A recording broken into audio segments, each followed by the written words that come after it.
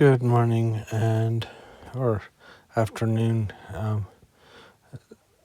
We're going to go through the official declaration too, and I'm going to try to make it shorter, because some of the longer videos aren't downloading very well.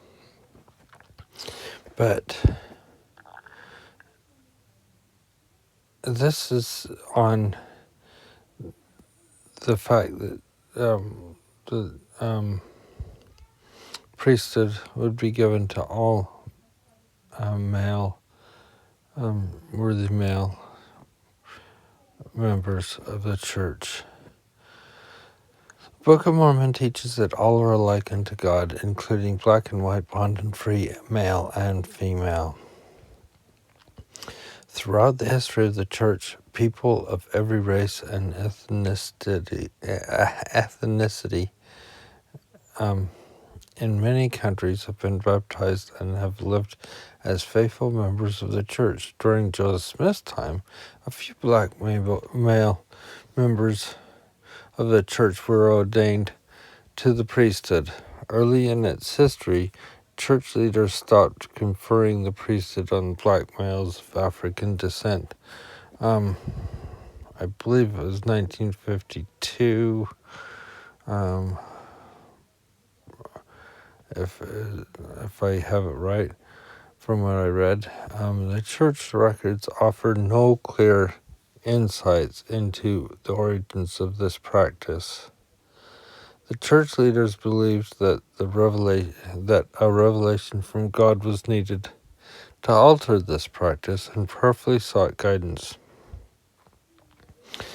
The revelation came to the church president, Spencer W. Kimball, and was affirmed to other church leaders in the Salt Lake Temple on June 1st, 1978. The revelation removed all restrictions with regard to race that once applied to the priesthood. Now, there's been books written about this. There's been a lot written about this. What I plan on doing here is concentrating on what is actually in here and my own experience when I was just 10 years old. I'm not quite sure to whom it may concern. Oh, I don't remember. I don't know that I put this in here or if it was something that was already in here. Reflections on the Declaration of the Priesthood. Oh, that's mine. So I'm going to read that in a second, but I think I'm going to go through this first. I didn't know I wrote that. That must have been a while ago. On September 30th, 1978, at the 48th Semi-Annual General Conference of the Church of Jesus Christ of Latter-day Saints, the following was presented by President N. Eldon Tanner, first counselor in the first presidency of the church. In early June of this year, the first presidency announced that a revelation had been received by Spencer W. Kimball, extending priesthood and temple blessings to all the worthy male members of the church. President Kimball has asked that I advise the conference that after he had received this revelation, which came to him after extended meditation and prayer in sacred rooms of the Holy Temple, he presented it to his counselors, who accepted it and approved it. It was then presented to the quorum of the 12 apostles, who unanimously approved it, and was subsequently presented to all other general authorities, who likewise approved it unanimously. President Kimball has asked I now read this letter. June 8, 1978. To all general and local priesthood officers of the Church of Jesus Christ of Latter-day Saints throughout the world, dear brethren, as we have witnessed the expansion of the work of the Lord over the earth, we have been grateful that people of many nations have responded to the message of the restored gospel and have joined the church in ever-increasing numbers. This in turn has inspired us with a desire to extend to every worthy member of the church all the privileges, blessings which the gospel affords. Aware of the promises made by the prophets and presidents of the church who have preceded us, that at some time in God's eternal plan, all of our brethren who are worthy may receive the priesthood. So notice this is being aware of the promises that this would happen, and that we're talking about made by prophets and presidents of the church preceding this time, and witnessing the fullness of those from whom the priesthood has been withheld. Witnessing the faithfulness. When I first read that, I did the same thing. Faithfulness of those whom the priesthood has been withheld. We have pleaded long and earnestly in behalf of these, our faithful brethren, spending many hours in the upper room of the temple, supplicating the Lord for divine guidance.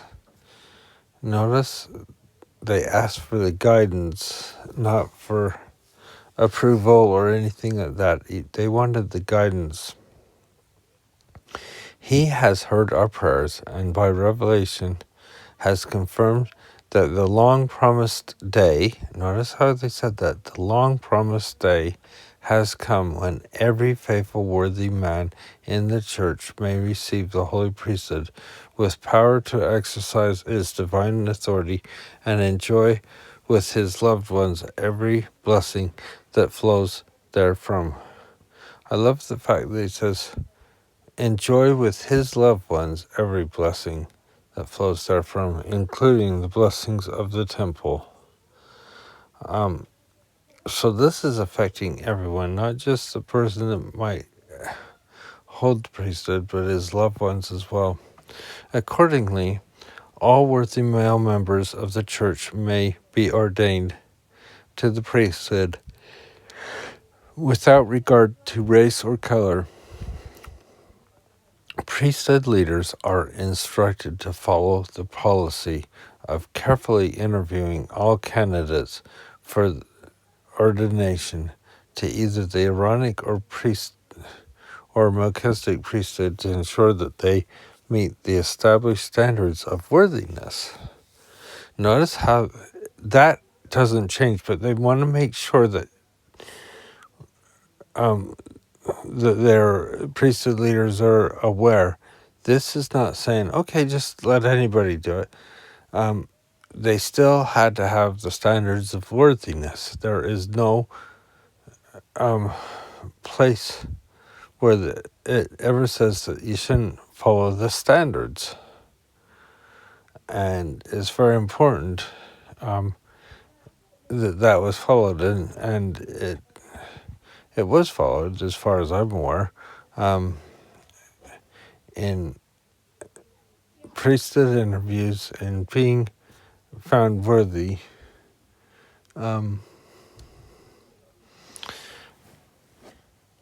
So I think that's important.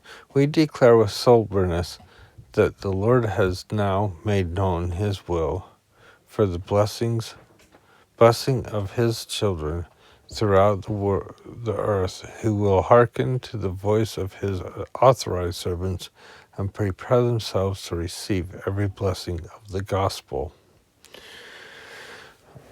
Sincerely, Spencer W. Kimber and Eldon Tanner, Marion G. Romney, the First Presidency. Then this. Recognizing Spencer W. Kimball as prophet, seer, and revelator, and president of the Church of Jesus Christ of Latter-day Saints, it is proposed that we can constitute,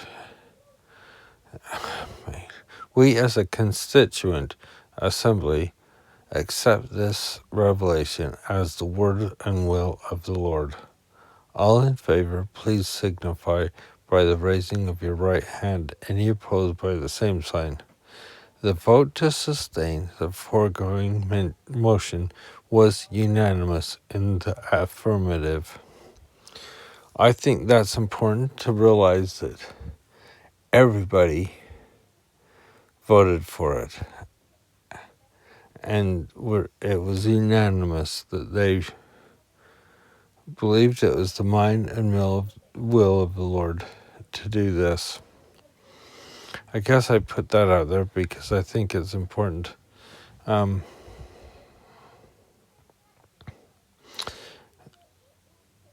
know that people were looking forward to this day and desired to have that. I wrote down about my history, but I'm going to just repeat it here instead of going back up there and reading it, so that you've got it from me. I remember because I was 10 years old at the time.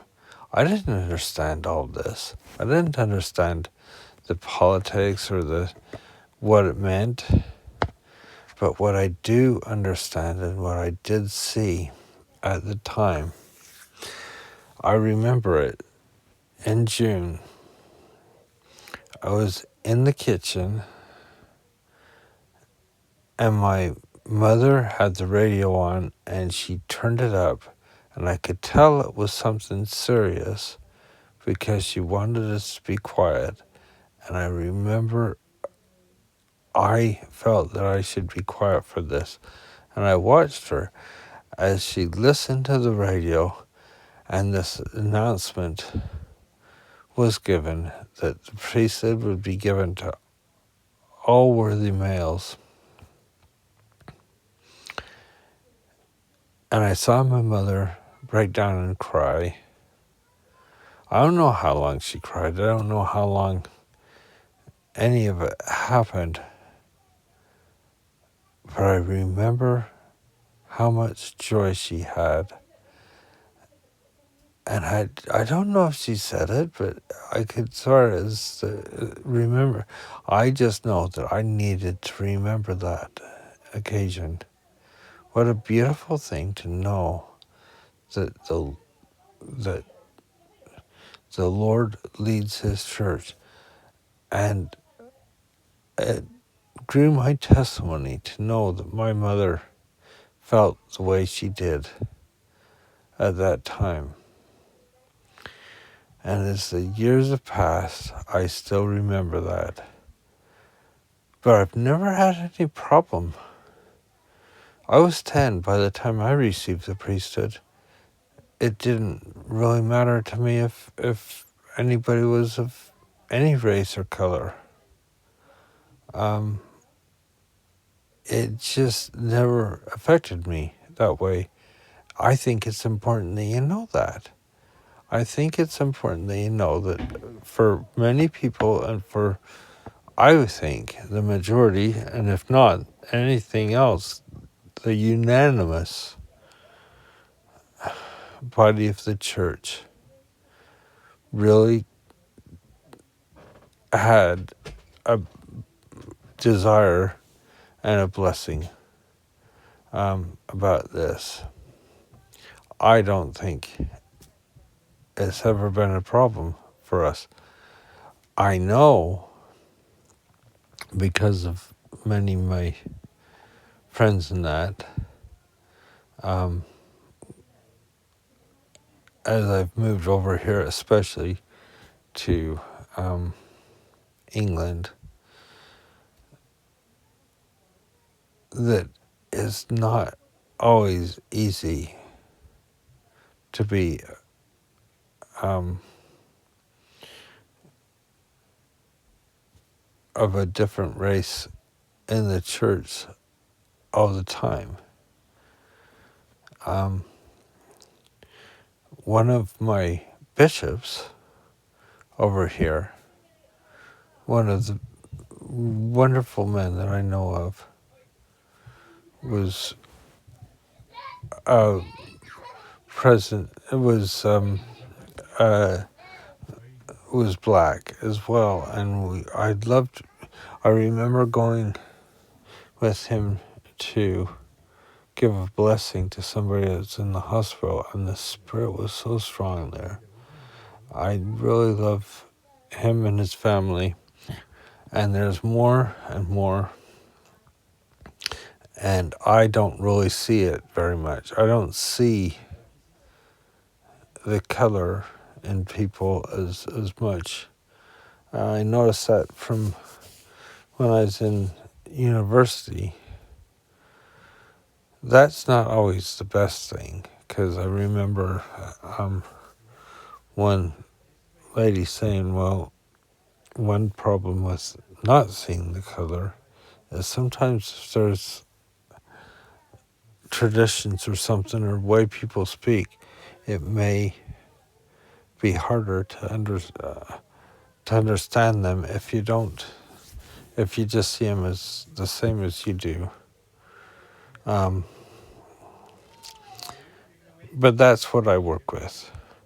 None of us are perfect in this life. Nobody is. But we all keep trying.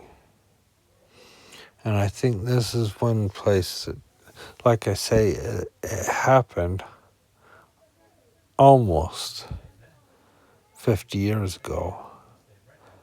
And yet people still will bring it up 50 years ago. And they're still bringing it up, even though it's unanimous. All I can say is, if you really need to, study it. But also, I do know that I think of, I was listening to a podcast.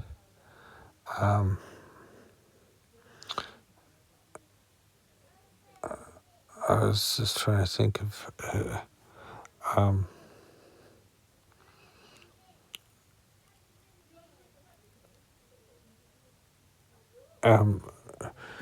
Brother Skinner does a broadcast. I think it's Jeremy Skinner, and he says, "Yeah, you can not believe in these things, or you may question it. That's fine. But if you're going to try to receive an answer, you better do as much as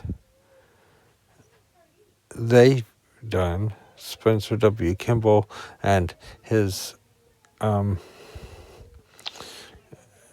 first presidency and the quorum of the 12 apostles at that time and all the people, you better not only take the same amount of time to think about it as they did, but you also better have the same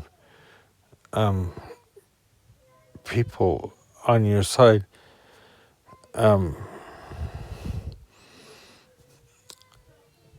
knowing it to be, and you better have the word in the will of the Lord. So I think it's worth studying, and there's a lot more in this than has been written here. And I hope you take the time that you need for this. I am just grateful for my testimony of this and know that it's true.